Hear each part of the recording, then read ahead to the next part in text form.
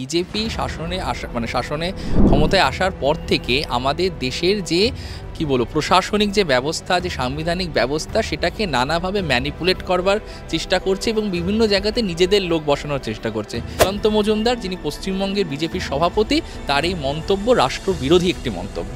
Suvendu Adhikari generally এই শীতকাল পড়লে পুজোর পর এই ধরনের একটা দাবি করে থাকে। এর আগের বছর আমরা দেখেছিলাম ডিসেম্বর মাসের মধ্যে সরকার পড়ে যাবে আর কিন্তু এই বছর বোধহয় উনি সেই ধরনের কোনো দাবি করতে পারেননি, তাই প্রচারের আলোতে আসার জন্য লালপটকা একটা মন্তব্য জেনারেলি করে থাকেন আর কি। একজন রোগীও ভোগান্তির শিকার হয়, যদি একজন মানুষও পরিষেবা ঠিক মতো না পায় সেটা ভুল। আমাদেরকে সবসময় চেষ্টা করতে হবে আগামী দিনে যাতে এই ধরনের ঘটনা না ঘটে। যত দ্রুত সম্ভব যে অভিযুক্ত সে ধরা পড়ুক, তার শাস্তি হোক, অভয়া বিচার পাক।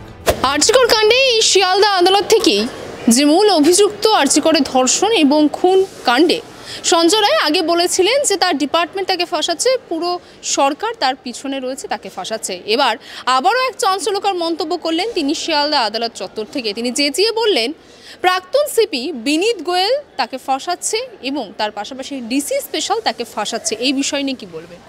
দেখুন, একজন অভিযুক্ত যার এগেস্টে অভিযোগ উঠেছে, যার সিবিআইয়ের হেফাজতে যে রয়েছে, সে হেফাজতে থাকাকালীন কি বলল, আমার মনে হয় সেটাকে গুরুত্ব দেওয়ার কোনো দরকার নেই। এবং যারা এই বিষয়টিকে গুরুত্ব দিচ্ছে তারা আসলে পুরো ইনভেস্টিগেশন যে প্রসেস সেটাকে সেটাকে সরিয়ে দেওয়ার চেষ্টা করছে। তারা চাইছে বিষয়টা অন্য দিকে সরে যাক। সিবিআই ইনভেস্টিগেশন করছে, সুপ্রিম কোর্ট পুরো বিষয়টা দেখছে।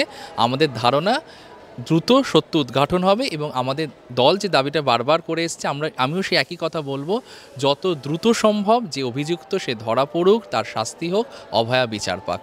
কিন্তু সঞ্জয় রায় যে বক্তব্য রাখছেন, বলতে গেলে চেঁচিয়ে বলছেন, সেখানে সম্পূর্ণভাবে গোটা এখন শাসক দলকে বারবার প্রশ্নের মুখে পড়তে হচ্ছে, বারবার শাসক দলের উপর প্রশ্ন করছে, সরকারের উপর প্রশ্ন ছুড়ে মারছে।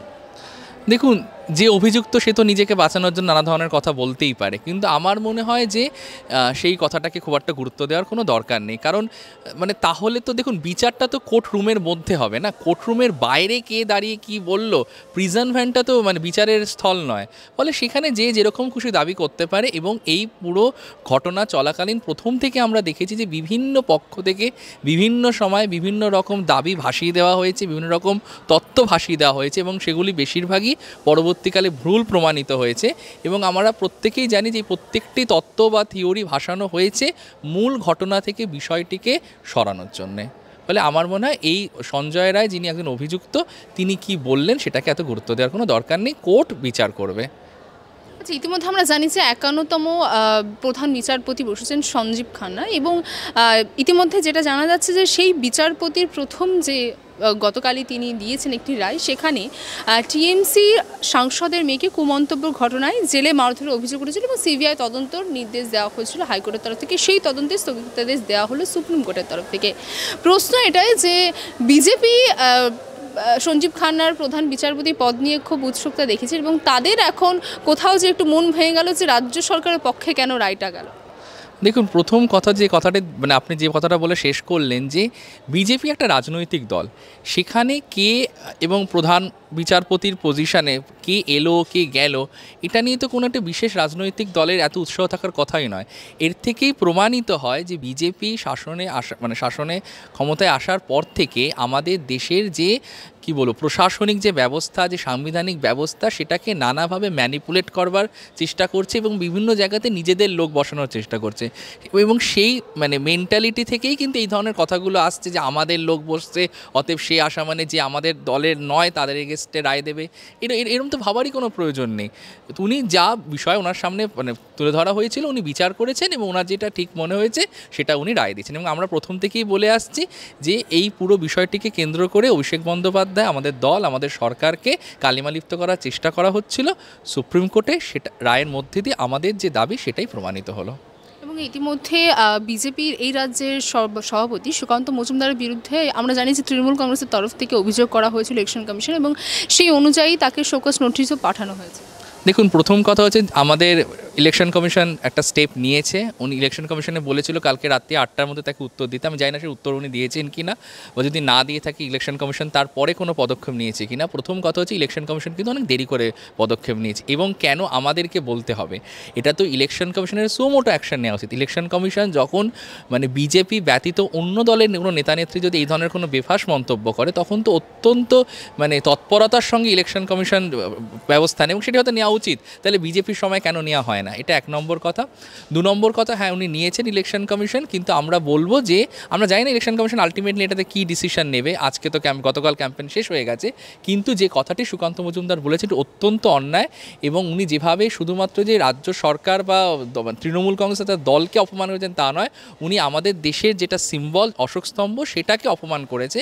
এবং বিজেপি সারাক্ষণ নিজেদেরকে ভীষণ ন্যাশনালিস্ট হিসেবে দাবি করে থাকে, এবং অন্য সবার মুখ বন্ধ করে দেওয়ার জন্য তাকে রাষ্ট্রবিরোধী তকমা দেয়। কিন্তু সুকান্ত মজুমদার, যিনি পশ্চিমবঙ্গের বিজেপির সভাপতি, তার এই মন্তব্য রাষ্ট্রবিরোধী একটি মন্তব্য। সুকান্ত মজুমদার তার এই মন্তব্যের ব্যাখ্যা দিয়ে তিনি বলছেন যে তিনি শুধু সেই সকল পুলিশ অফিসার বা পুলিশ শ্রেণীকে বলেছেন যারা সরকারের হয়ে কাজ করছে, নিরপেক্ষভাবে কাজ করছে না, তাদের অশোক স্তম্ভ ধরনের কোনো বলতে গেলে তারা ধারণ করতে পারে না সেই হিসাবে। দেখুন, চোর ধরা পড়ার পরে সবাই এরকম ব্যাখ্যা দেয়। ওনার যদি সেটাই উদ্দেশ্য থাকতো কথা ওনার বলার, তাহলে উনি যখন কথাটা বললেন তখন উনি সেটা বুঝিয়ে বললেন না কেন? উনি তো একটা জেনারেলাইজ কমেন্ট করেছিলেন। তার মানে উনি আসলে আমাদের দেশের যে প্রতীক সেটাকে অপমান করতে চেয়েছিলেন, দলকে অপমান করার ছলে। আচ্ছা, ইতিমধ্যে আমরা জানি যে আরজিকর কাণ্ডের পর থেকে হসপিটালগুলিতে নারী নিরাপত্তা এবং সুরক্ষা নিয়ে একটি বড় প্রশ্ন হয়ে, এবং তার পাশাপাশি তারপরে দেখা যায় যে সিসিটিভি ক্যামেরা লাগাতে উদ্যোগী হয়, অনেক মামলা চলে তার মধ্যে। এবং ইতিমধ্যে যে অভিযোগ করছেন রাজ্যের বিরোধী দলনেতা শুভেন্দু অধিকারী যে হসপিটাল এবং পাশাপাশি যে কলেজ রয়েছে, কলেজে এই সিসিটিভি ক্যামেরা লাগানোর বিষয়েও কাটমানি নিচ্ছে তৃণমূল কংগ্রেস। রাজ্যে নতুন দুর্নীতি শুরু হচ্ছে। দেখুন, আমার মনে হয় পুরো বিষয়টি হচ্ছে সুপ্রিম কোর্টের নজরদারিতে। ফলে এই ধরনের কোনো ধরনের কাটমানি বা এই ধরনের কোনো করাপশনের কোনো প্রশ্নই উঠছে না। আর শুভেন্দু অধিকারী জেনারেলি শীতকাল পড়লে পুজোর পর এই ধরনের একটা দাবি করে থাকে। এর আগের বছর আমরা দেখেছিলাম ডিসেম্বর মাসের মধ্যে সরকার পড়ে যাবে আর কি। তো এই বছর বোধহয় উনি সেই ধরনের কোনো দাবি করতে পারেননি, তাই প্রচারের আলোতে আসার জন্য আলপটকা একটা মন্তব্য উনি জেনারেলি করে থাকেন আর কি। উনি অ্যাটেনশন চান, ওনাকে আমরা মিডিয়াও অ্যাটেনশন দেয়, ঠিক আছে, ওই অবধি। ওটাকে অত সিরিয়াসলি নেওয়ার কোনো দরকার নেই শুভেন্দু অধিকারীর কোনো কথাকে। কিন্তু দলের সঙ্গে বারবার এই যে দুর্নীতি শব্দটি যোগ হচ্ছে, কোথাও যে আমরা জানি যে উপনির্বাচন আছে সামনেই, তার পাশাপাশি 26শে ইলেকশন আছে, কোথাও যারা তৃণমূল কংগ্রেসকে পছন্দ করে, তৃণমূল কংগ্রেসকে চাইছে, তাদের ভাবনা চিন্তার উপরে তো প্রভাব পড়তে পারে এই ধরনের কথাবার্তা বারবার শুনতে পেলে দুর্নীতি বিষয়। দেখুন, আমরা এর আগের যে কটা ইলেকশন দেখেছি রিসেন্ট টাইমসে, তাদের কোনোটা রেজাল্ট দেখে তো মনে হয়নি যে বিরোধী দলের এই অপপ্রচারের কোনো প্রভাব মানুষের ওপরে পড়েছে। আমার বিশ্বাস যে উপনির্বাচন হতে চলেছে আগামীকালকে 23 তারিখে তার রেজাল্ট বেরোবে, সেখানেও আমরা দেখব যে আমরা 6টি আসনেই জয়লাভ করব। সিপিএম এবং বিজেপি নিজেদের মধ্যে মারপিট করবে কে দ্বিতীয় স্থান অধিকার করতে পারে। কোনো প্রভাবই পড়বে না জনগণের ওপরে, একমাত্র প্রভাব পড়বে মামাটি মানুষের সরকারের উন্নয়নমূলক কাজের। আচ্ছা, ইতিমধ্যে এই আরজিকর কাণ্ড নিয়ে আরেকটি বিষয় যেটি নজর রাখবো, যে ইতিমধ্যে আমরা জানি যে কেন্দ্রীয় রেফারেল সিস্টেম নিয়ে অনেক বক্তব্য উঠেছিল সরকারের পক্ষ থেকেও এবং জুনিয়র ডক্টর ফ্রন্টের তরফ থেকে। এবং ইতিমধ্যে যেটা দেখা যাচ্ছে গতকাল একটি ঘটনা যেখানে পাওয়া যায়নি বেড বা এই সংক্রান্ত বিষয় নিয়ে, তো ওই প্রশ্নটা আবারও উঠছে যে কেন্দ্রীয় রেফারেল সিস্টেম ঠিক কবে চালু হবে বা কবে থেকে এই যে রোগী ভোগান্তি যেটা আমরা দেখি সেটা বন্ধ হবে। প্রথম কথা হচ্ছে, যদি একজন রোগীও ভোগান্তির শিকার হয়, যদি একজন মানুষও পরিষেবা ঠিক সময় ঠিক মতো না পায়, সেটা ভুল।